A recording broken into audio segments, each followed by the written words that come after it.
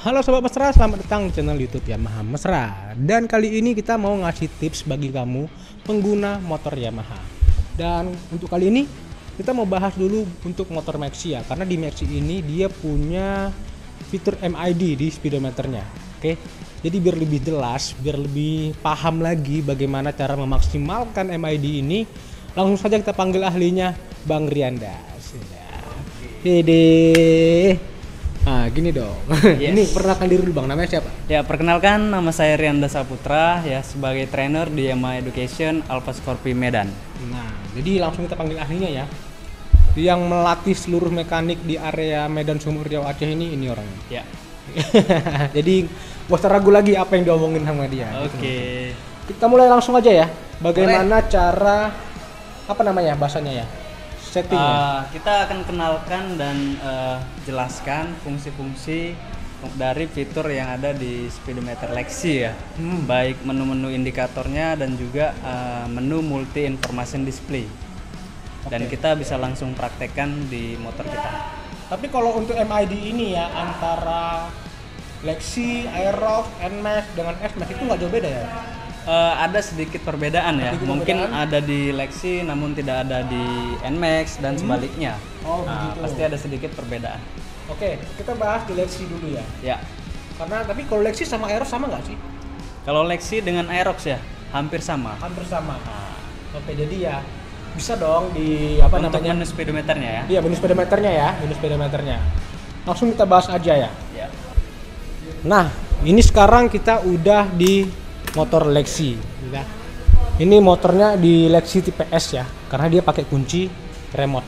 Ya. Kalau kita bahasanya di Yamaha itu Ini disebut dengan smart key system. smart key system. Jadi nggak pakai kunci kontak lagi, tetapi sudah menggunakan remote. Oke, kita langsung tekan aja. Ya. Hmm, Langsung kita nyalakan. langsung kita nyalakan. Ya. Beginilah bentuk tampilan dari speedometer Yamaha Lexi. Ya, benar sekali.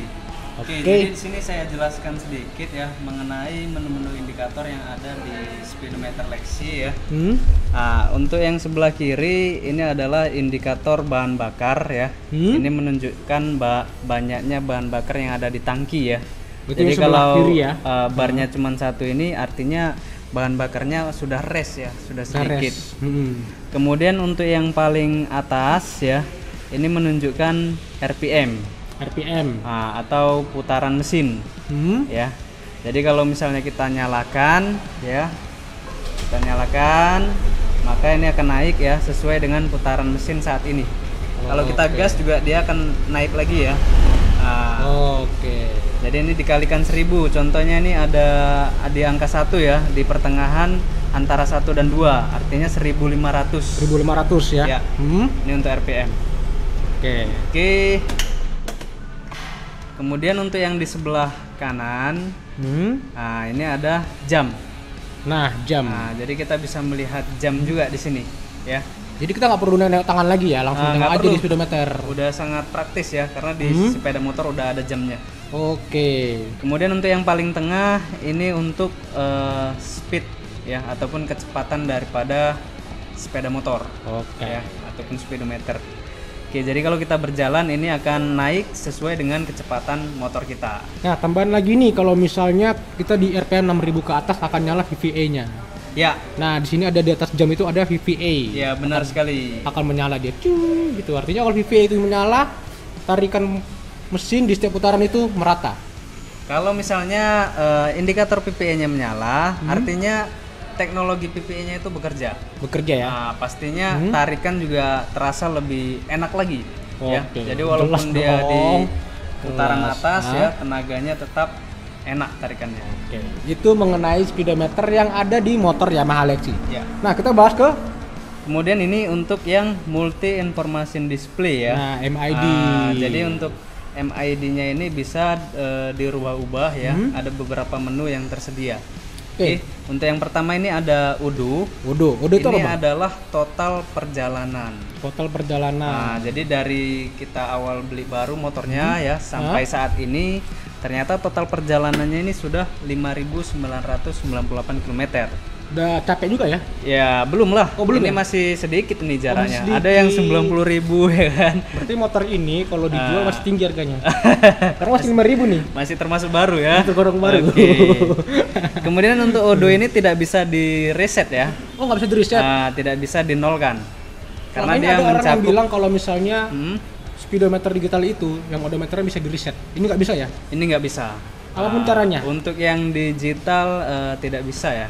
Nggak bisa? Kecuali mungkin Anda bawa ke tempat elektronik, mungkin ada yang bisa meresetnya. Dihack lah ya bahasanya, dihack. Oke? Oke. Oke. Kemudian ada trip. Trip. Ini fungsinya untuk mengukur jarak dari titik A ke titik B. Oke. Dan ini bisa di reset. Bisa di reset. Bisa dinolkan. Berarti ini sudah nggak di reset selama 1766 Benar sekali. kilometer. Iya. Nah, coba kita reset Bang. Bagaimana cara Boleh. meresetnya itu? Cara meresetnya kita tekan lama ya. Hah? Tombol selectnya kita tekan lama. Oke. Jadi Oh, 0. cuma tekan lama aja? Iya. Sekitar 3 detik, 5 detik gitu ya? Sekitar 3 detik. 3 detik langsung terreset jadi Langsung terreset menjadi 0 kembali. 0 kilometer. Hmm. Oke, tripnya sudah kita Oke, itu reset. untuk trip ya. Iya. Kemudian menu berikutnya ada F-Eco. F-Eco. Ini fungsinya untuk mengetahui cara berkendara kita, apakah sedang irit atau sedang boros. Oh, gitu. Dan ini akan muncul angkanya ya, Hah? naik ataupun turun ya, sesuai dengan cara berkendara kita. Oh, gitu ya? Ya, Jadi ya. kita bisa ketahui, oh ternyata saya sedang irit atau sedang boros melalui fungsi dari F-Eco. Oke. Oke, untuk menggunakan fungsi daripada F-Eco ini ya. Jadi kalau misalnya kita ingin tahu nih apakah kita sedang irit atau sedang boros ya, kita harus perhatikan angka yang muncul. Dan yang di sini muncul. kan ada satuannya kilometer per liter. Yap. Menunjukkan angka tersebut ya, menunjukkan kilometer yang dapat ataupun jarak yang dapat kita tempuh per liternya. Per liternya. Jadi kalau seandainya yang muncul angkanya tinggi, Hmm? ya, artinya cara berkendara kita itu irit. Kenapa? Karena angka yang tinggi tersebut menunjukkan jarak yang bisa kita tempuh per liternya. Oh. Namun gitu. kalau yang muncul itu angkanya Iya, kecil, Ah, artinya cara berkendara kita boros, ya. Oh, begitu, Karena yang ditampilkan tuh angkanya kecil mewakili jarak yang bisa kita tempuh per liternya. Oke. Itulah caranya untuk menggunakan fitur F-Eco. Jelas ya bahasanya ya. Jadi ya kamu bisa mengetahui bagaimana kondisi kamu membawa motor itu. Ya, Oke. benar sekali. Nah, berikutnya kita menu apa lagi nih? Oke, kemudian ada APF Eco ya. APF Jadi Eco. contohnya kita ini sudah membawa motor ini ke SPBU ya. Cara berkendara kita dari sini sampai ke SPBU itu diambil rata-ratanya. Apakah cara berkendara kita itu irit rata-ratanya atau cara berkendara kita itu boros. Jadi rata-ratanya bisa diambil di sini. Oh, rata-ratanya. Rata-ratanya untuk cara berkendara kita. Bukan ini ya. Bukan kayak F-Eco tadi ya, beda ya. Kalau F-Eco itu aktual ya. Aktual. Jadi dia naik dan turun ya sesuai cara berkendara. Kalau yang ini ambil rata-ratanya dia. Oke. Hasil rata-ratanya. Oke. Dah, lanjut lagi ke menu berikutnya. Untuk berikutnya ada tegangan baterai. Tegangan baterai. Jadi kita bisa langsung tahu tegangan baterainya itu normal atau tidak. Normal itu berapa? Normalnya 12 volt. 12 volt. Jadi ini termasuk normal ya, Bang. Bang Salmon. Karena 12 volt ini sudah 12,1, jadi termasuk normal. Nah, kalau udah nggak normal lagi atau udah mulai rest bahasanya ya, itu kalau berapa? sudah mulai lowbat ya, itu di bawah 12. Di bawah 12. Jadi kalau sudah di bawah 12 kita sarankan untuk dicas. Oke, begitu. Jadi kalau misalnya ada yang bilang ini motor pakai nggak pakai apa lagi ya? Engkol bahasa bedanya. Bener. Kayak mana cara kita mengetahui baterai udah habis apa enggak? Ya, Dari sini langsung dong. aja buka. Kalau misalnya dia masih 12 ininya, 12 volt artinya baterainya masih bagus. masih bagus. Tapi kalau dia di bawah 12 volt itu baterainya perlu pengecasan. Oke, jadi nggak perlu takut lagi lah. Ya. Zaman udah canggih, informasi makin jelas di situ. Ya. Kalau motor-motor dulu kan nggak ada beginian ya. Kalau motor dulu belum dilengkapi. Belum ada alat eksternalnya malah. Ini langsung dari bawaan Langsung pabriknya. sudah ada. Oke, untuk baterai sudah ada. Nah, Kemudian ini yang terakhir ya, ini disebut dengan backlight setting ya. Ya. Kita bisa mengatur tingkat kecerahan daripada speedometer. Oke. Nah, jadi apakah kita mau setel cerah atau redup ya? Caranya kita tekan lama tombol selectnya. Oke. Oke. Kemudian untuk settingnya kita tekan singkat aja. Untuk 3 ini adalah yang paling Paling cerah, terang. Nah, Ya. paling terang. Kemudian untuk yang tingkat 1 ini yang paling redup. Oke. Nah, kalau yang 2 artinya ini yang sedang. Tergantung selera kemauan masing-masing kita. ya. Maunya Apakah masing-masing mau ya. yang cerah atau redup atau yang sedang. Nah, kalau misalnya Kalau udah sudah sesuai, sesuai gimana? kita tekan tahan lagi. Tahan lagi. Oke, Ini tekan lama gitu. Iya. Udah selesai. sudah selesai. Nah, berikutnya kalau misalnya menu lain apa lagi? Menu lainnya sudah habis ya. Jadi Nah, ada lagi itu yang nih bisa tambahan. dijelaskan. Bagaimana cara mengganti jam? Oke, Nah, gitu. baik. Coba. Jadi sini saya akan praktekkan cara mengatur jam ya. Contohnya kita mau rubah yang jam 5.55 ini ya, kita rubah ke jam 6 tepat ya. Oke, coba Oke. dulu kita coba. Jadi pastikan multi information display-nya ini di menu Odo. Oh, oke. Harus di menu Odo. Hmm. Kemudian tekan tahan ya, tekan tahan, selectnya.